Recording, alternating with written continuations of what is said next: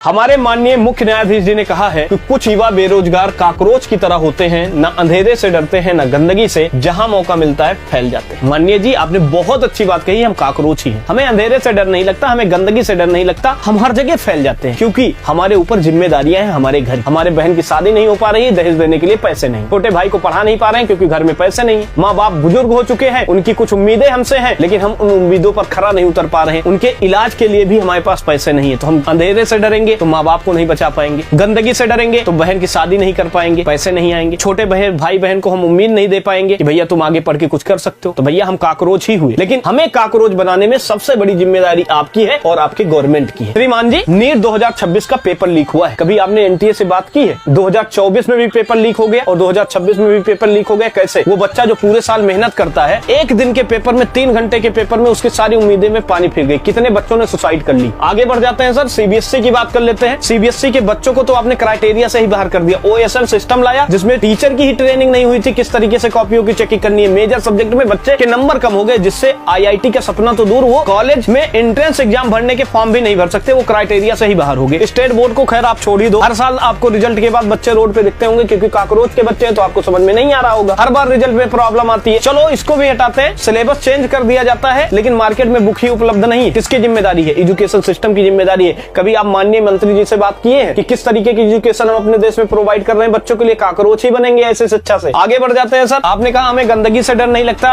अंधेरे से डर नहीं लगता। कारण ये है कि हम गवर्नमेंट एग्जाम की तैयारी करते हैं लेकिन सारे पेपर लीक हो जाते हैं। निष्पक्षता कहीं है ही नहीं, तब काकरोच ही बनेंगे ना सर। और इसकी जिम्मेदारी आपको। जो लोग हमें सपोर्ट करते हैं, वीडियो को लाइक और शेयर करें और ये बात माननीय जी तक जरूर पहुंचनी चाहिए जिससे इसमें कुछ इंप्रूवमेंट होने की चांसेस बने, कुछ राहत हम लोगों को मिले। Thank you.